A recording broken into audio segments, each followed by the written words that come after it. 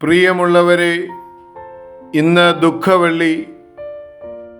Railway ലൈനിൽ അറ്റകുറ്റപ്പണികൾ നടത്തുന്ന ലൈൻമാൻ ലൈനുകൾ പരിശോധിച്ച് നീങ്ങുകയാണ്.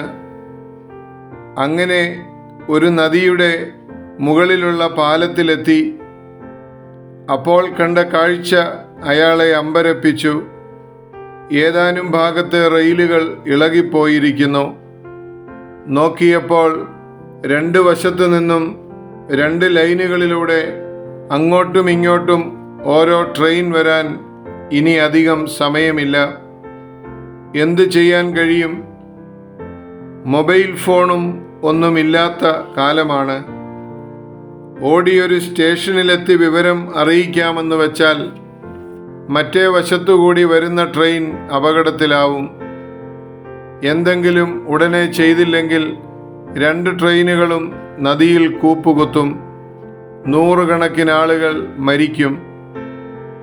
എന്ത് ചെയ്യണമെന്നറിയാതെ ഈ മനുഷ്യൻ പകച്ചു നിൽക്കുകയാണ്. അതിനടുത്താണ് അദ്ദേഹത്തിൻ്റെ ക്വാർട്ടേഴ്സ്. അദ്ദേഹം പെട്ടെന്ന് വീട്ടിലേക്ക് ഓടി. തൻ്റെ വീടിന് തീ വെച്ചു.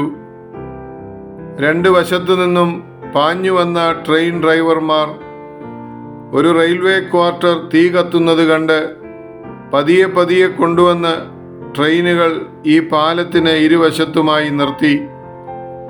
ഇറങ്ങി നോക്കിയ ഡ്രൈവർമാർ കണ്ടത് ഇളകിപ്പോയ പാളങ്ങളാണ്. നൂറുകണക്കിന് ആളുകൾ ഈ നദിയിലേക്ക് കൂപ്പുകുത്തി ഇല്ലാതെയാകുന്നതിന് പകരമായി ഒരു മനുഷ്യൻ തൻ്റെ വീട് കത്തിച്ച് അവരെ രക്ഷിച്ചല്ലോ എന്നോർത്ത് അവർ അദ്ദേഹത്തിൻ്റെ മുൻപിൽ നമ്രശിരസ്കരായി നിന്നു. നൂറുകണക്കിനല്ല, ആയിരക്കണക്കിനല്ല, കോടിക്കണക്കിനുമല്ല, ലോക ജനത മുഴുവൻ പാപത്തിൻ്റെ അഗാധ ഗർത്തത്തിൽ വീണ് ഇല്ലാതെയായി പോകുന്നത് കണ്ട് ദൈവം സ്വർഗത്തിന് തീ വച്ചതാണ് കാൽവറി കുരിശ്. അതിൻ്റെ ഓർമ്മയാണ് ദുഃഖവെള്ളി. God burn himself so that people will be saved. സ്വർഗത്തിന് തീയിട്ട് മനുഷ്യനെ രക്ഷിക്കുന്ന ദൈവത്തോട് ഈ ദുഃഖവെള്ളിയാഴ്ച നമ്മുടെ പ്രതികരണം എന്താണ്?